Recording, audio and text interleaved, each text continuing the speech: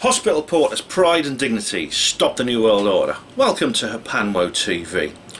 Right, this is a very much an impromptu video. I wasn't actually going to make one today because, as you know, I put up the notice for the live stream tomorrow evening. The live stream which is all about the decision of the European Council, and that's going to be tomorrow evening at 9 PM. Now that's still going ahead, but I thought I would make a little video now. I was thinking about it when I was at work, and I decided I'll make a little preamble now, which I haven't really scripted very much in any detail. I just want to talk about my feelings, because right now at this moment it's just gone 5 PM and the European Council members are currently meeting with Theresa May, the UK Prime Minister, to try and find a solution to the Brexit crisis.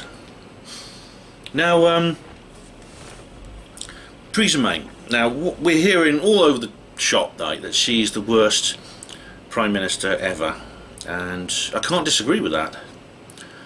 The thing is, all the Prime Ministers we've had appear to be the worst ever that we've had. I remember when I was a child, people used to say that Margaret Thatcher was the worst Prime Minister in history, although now I look back at her quite fondly, to be honest. But I was only a little kid then, I didn't really understand things. Then Tony Blair was the worst Prime Minister, and of course I had to agree with that. I think he was. Then we had Gordon Brown, Freemason, Bilderberg Group, etc, etc. Then we had David Cameron, again, remember the Cabbage Patch Kid cartoons in the UK column. And then of course we have Theresa May, and she's the worst as well. So this is there's two possibilities here. Either we simply see whoever happens to be the incumbent as the worst ever, or Prime Ministers have been getting steadily and steadily worse as we go through history. Probably both, actually. And both of those possibilities actually opens up a terrible situation. And I touched on this actually in my report when I was in London on last Friday week, that there's these huge armoured gates around Downing Street. And that is a sign of an unhealthy society. The reason those huge armoured gates are there is because if they weren't there, Theresa May would be assaulted the moment she stepped outside her door. That's a sign of a very, very unhealthy society where the leader, the political leader, has to be guarded from the people. In a society where everyone was healthy and happy, she'd be able to walk freely along the streets and people would come up and speak to her and things like that. We could sit around a table with her and have a drink and things like that. So that says a lot, doesn't it? It says an awful lot, the fact that the political leaders have to be protected from the people. And of course this protection is getting more and more firm with armed police and things like that.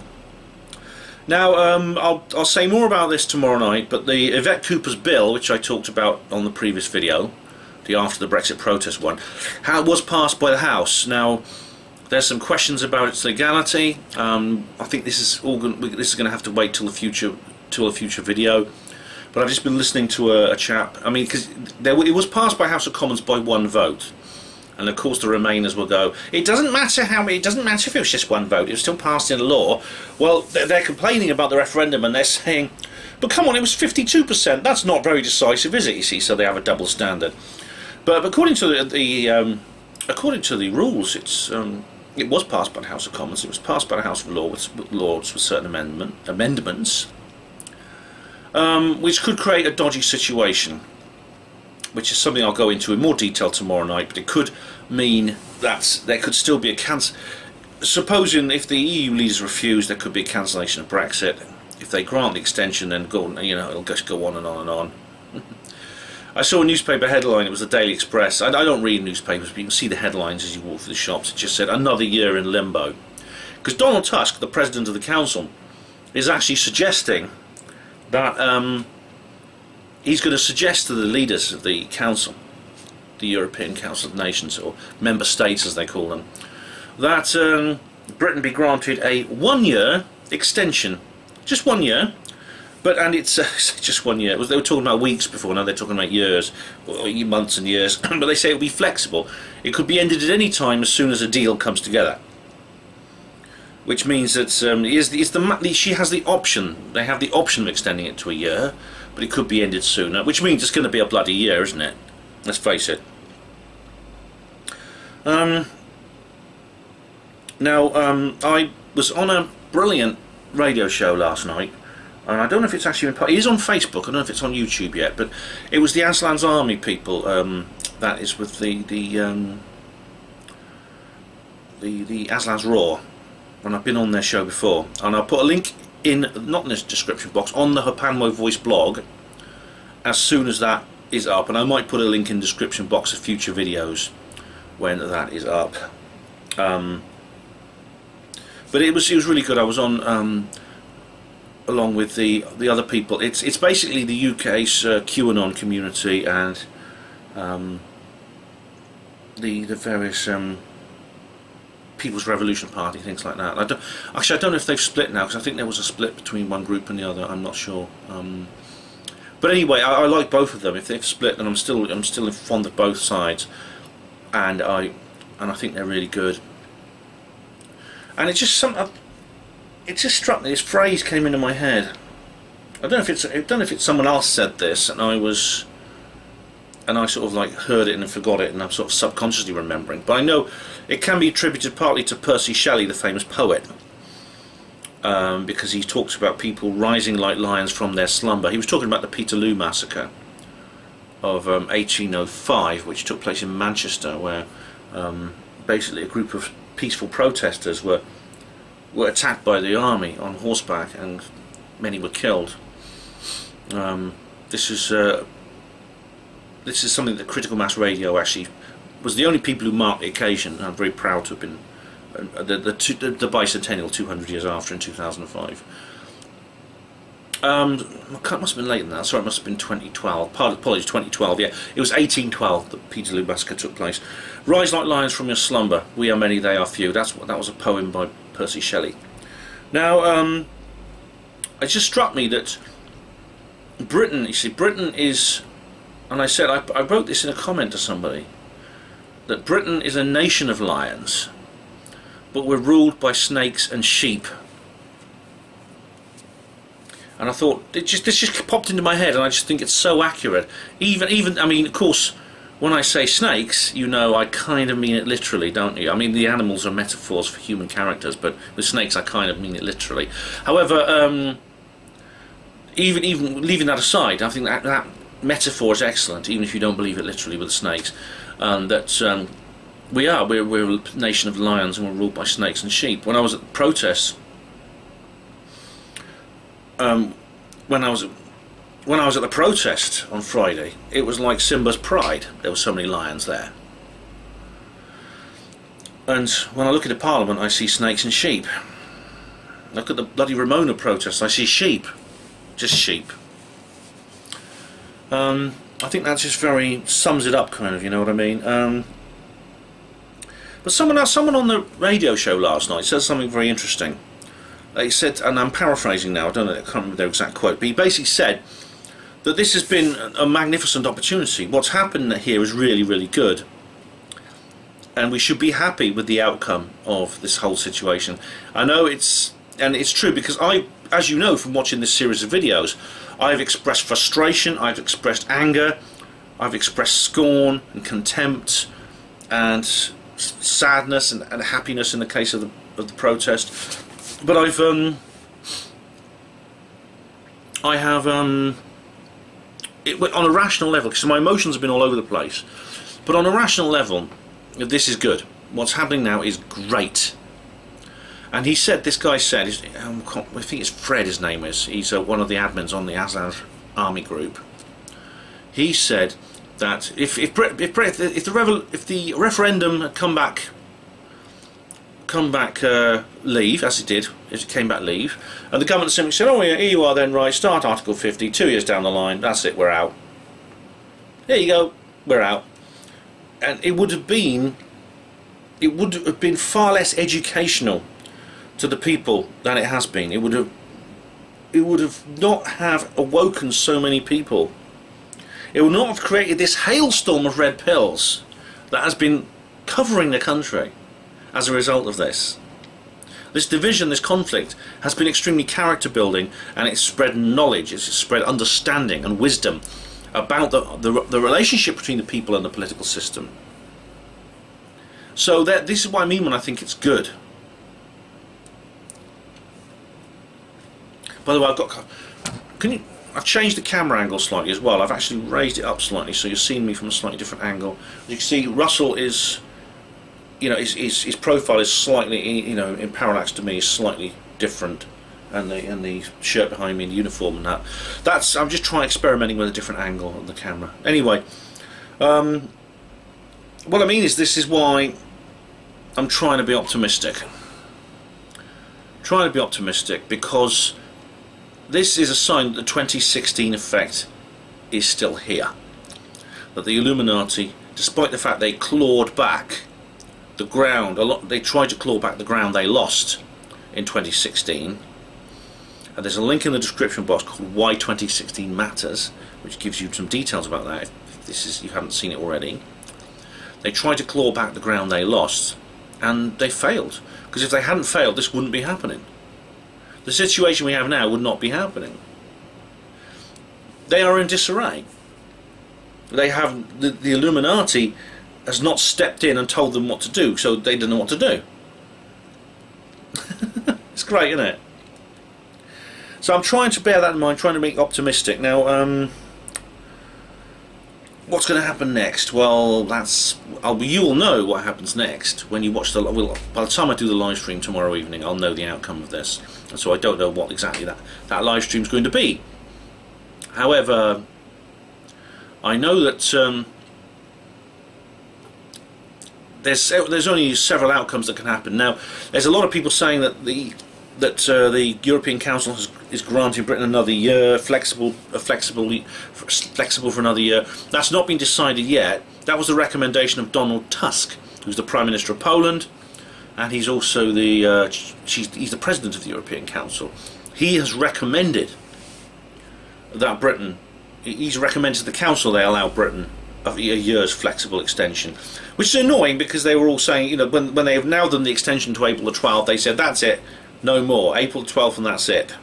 So they're now saying, right, I'm giving you one more chance now. This is a bit annoying. I wish they'd stick by their guns. So now that's the next step. Let me just write something down. I've got to just make a quick note. Hang on.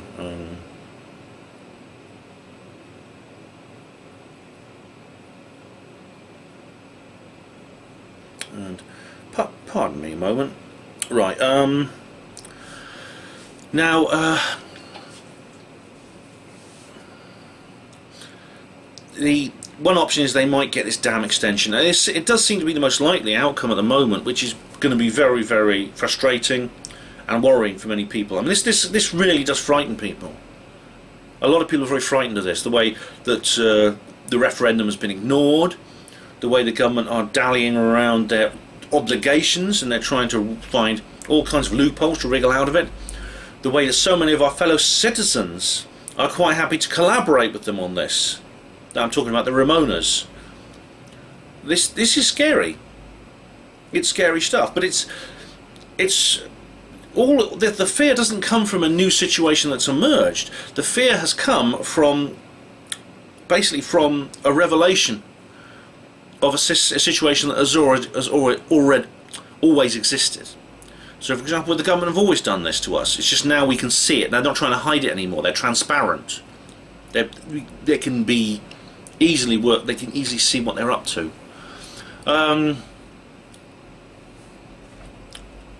That's why people are scared, because some of them didn't realise the government was like this until they lost the ability to hide their true nature, which they have done.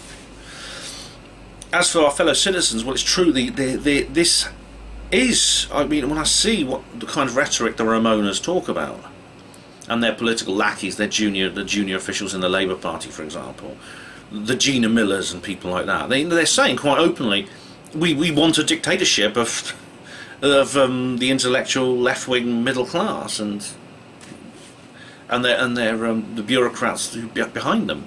We want that dictatorship. We want to be able to control the entire narrative, and we don't want white van drivers having their say. That's scary. Yes, it's scary because it indicates a lot of hatred, a lot of snobbery, and yes, racism, because it's primarily white people they're talking about, as I made the point in the previous video. Now, it's funny we talk about snobs.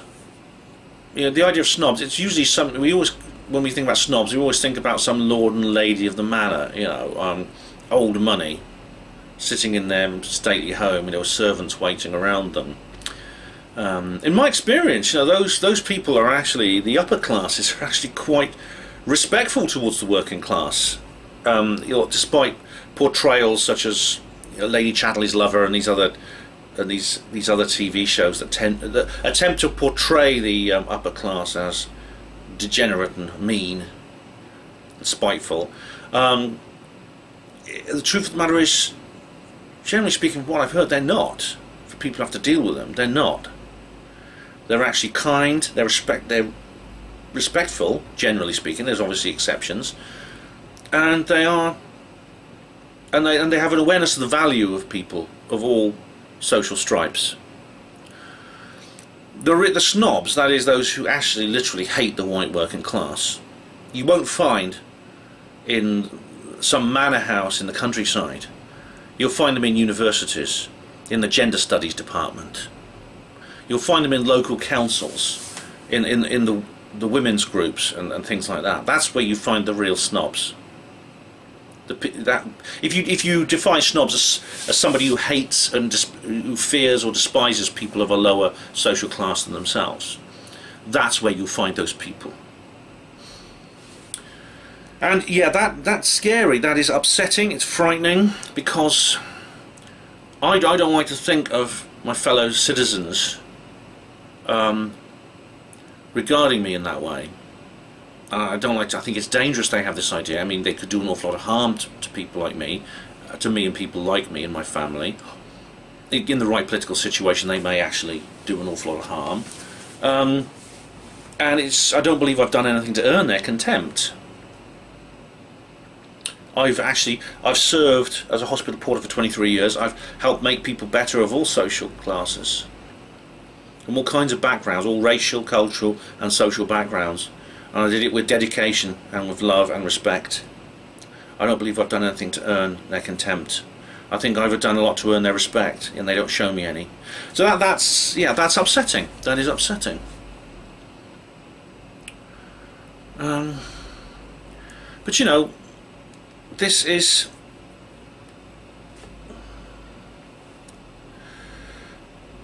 actually, like I said, it's good. It's this idea that the truth will set you free, but first it will piss you off. This fear simply comes from a revelation of a situation that's already existed, and now we can just see it. We know it. That's where that fear comes from, and it's good. And the fear can be integrated. We can integrate it. We can build on it. We can do something positive to alleviate that fear through campaigning, through proper campaigning. Now, what's going to happen next? Well, obviously, we'll find out. We'll probably find out overnight. They say it may be very late tonight when the European Council makes its decision. It's going to be Theresa May's deal. Well, not Theresa May's deal. It'll be their deal. Theresa May wants to leave on the 30th of June, and she's talking about she's still going about her bloody deal. They're not going to accept that. They'll they want a one-year flexible deal. However, every single member state, a member of the council, has to agree.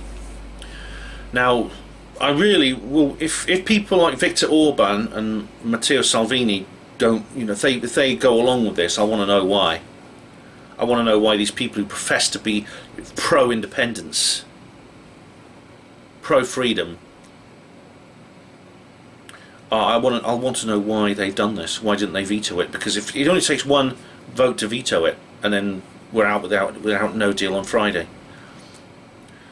If that happens, of course, we will be out no deal on Friday. in which case, well,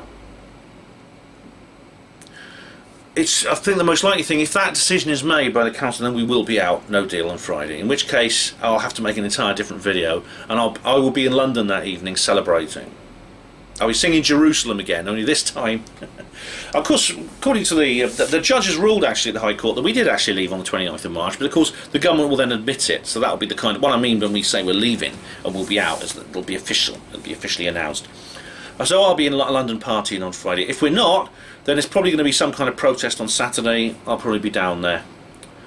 So obviously I'll know more about that tomorrow evening. Now, one thing that could happen, if they really are desperate, and they may very well be this desperate, is that because of Yvette Cooper's bill, which is now law. By the way, if you're in a constituency, just vote for someone to get her out. Vote for the bloody raving loonies. Do anything you want, just get her out. She's betrayed her people. What could happen is Theresa May will come back from the meeting, and on Thursday, on Thursday she will declare a state of emergency and pass emergency legislation to cancel Article 50. Now, if that happens, I mean, I think they really have to be going for broke there, because there'll be absolute uproar if that happens. And I will be, I don't know what, I'll be on the first coach to London probably protesting with everyone else if that should happen in the event of an article of a no deal. That's another thing that could happen. Of course, we have then there'll be, what will happen is if there is a if there's an extension, obviously they will have to go through the European elections. This will mean there'll be what I predict is that there will be a vast increase in votes for groups like UKIP and the Brexit Party. There will also be the same will happen if there's when there's a general election. Theresa May is going to have to resign once this job is done. Even the unmovable Theresa May has her limits. So she's going to have to, her 9 lives are going to run out, and that's it. She's going to be gone. So there'll be a new Conservative leader, and there'll be a general election. When that happens again, you expect some seats for UKIP and things like that. Now, the thing about it is, like I said, I've got my problems with UKIP. I've got my problems with the Brexit Party because of Nigel Farage. I've said this on previous videos, but I think we will know what's going on. We'll know more about them, because I get the feeling Gerard Batten is quite a good guy, and he seems to have his head screwed on. He talks about what matters rather than Farage, who rambles on about internal policy too much. Gerard Batten doesn't. He's not as charismatic and flamboyant as Nigel Farage. He's a quiet, dependable sounding man, calm, rational, pragmatic, positive. And so I think he's actually someone I couldn't quite warm to. But why don't these independent various parties? There's several others. There's several other very small parties like For Britain, etc. Why don't they form an alliance? Because they're going to need to. If they don't form an alliance, all they're going to achieve is splitting the vote, which will keep the Lib Lab Con in office. This is the way our system works here in Britain. We have what's called the first past the post system, which means that every seat is contested for independently, and the winner of each election in each constituency gets the representation in Parliament. So that means that basically, if there's an alliance, a Brexit alliance, they have to take power in each constituency away from the Lib Lab Con majority, the dominant Lib Lab Con. There will be some gains there, so that's going to happen. That's really, really real. But really, there has to be a complete upheaval. There has to be a complete revolution here in British politics, because it's just there's this awful power vacuum. It's sucking really hard. Now, in that situation, revolutionary change always comes about. It has to. History has taught us this. And to be honest, if Brexit is scuppered, it's going to happen even more radically and even quicker.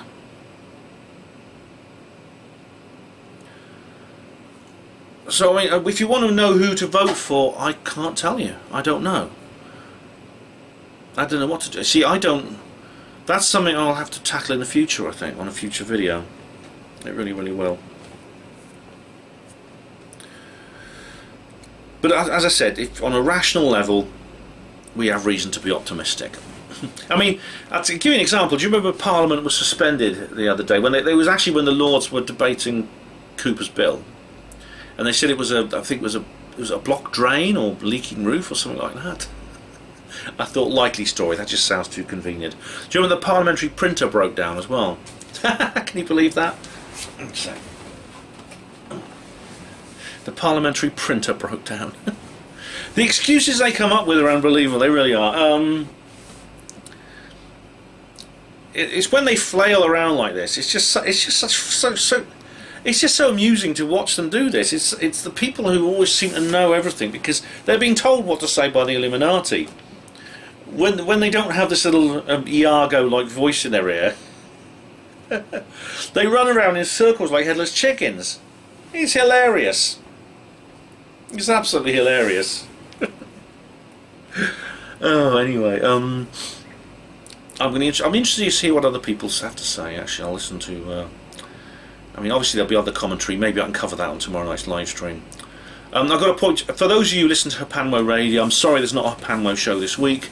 I just don't have time because I've got to write 2 articles, and I've got to prepare for my talk at East Anglia UFO next week. By the way, East Anglia UFO group Monday evening. Check them out online. I'll be speaking. It's at Newmarket. I can't remember the address. The details, just put in East Anglia UFO group. You'll see it there. So I hope to see you at that one. I've got to prepare for that. So no HPANWO show. It's going to be the live stream instead. But I will have time to watch what other commentators have to say. Sargon of Akkad, etc. And Christy Winters and Kevin Logan. I know. Have you checked those guys out actually since the last video? They are utterly execrable people, but for some reason I keep watching them, you know. Alright, so that's all I can really say. There's the big wigs and the suits are now in their little conflab with the doors locked, debating and making decisions and thinking about it and blah-de-blah-de-blah. I don't know what's going on. I don't know. I'm just glad the Illuminati aren't controlling them anymore, and they are completely and utterly blithering. They're probably sitting around having an oh shit moment. Oh God, what are we gonna do? Oh God! They're probably rolling on the floor now, probably knocking back the vodka in panic when the TV cameras are off. Yeah, good. Let them squirm. I say, let the bastards squirm. They've deserved it. But you know, really, like I said, we can't lose this. We couldn't lose this if we tried. Whatever way this turns out, it's going to be bad for the government and good for us. As I've made this point on previous videos, and I'll mention it again tomorrow on the live stream. Honestly, there's no good way out for them on this. No good way out at all. They've had it. They've absolutely had it. Oh, I've lost my notes. Hang on a sec. One moment, ladies and gentlemen. As I said, I haven't really prepared much for this. I wasn't going to make a video today. Bugger off. This phone. Okay, so that's it really. I'm going to be, like I said, after the live stream I'll say a bit more what I'm going to do next. Firstly, I know I've got a lot of videos to upload. The probe reportage, the Truth Seekers Northeast reportage.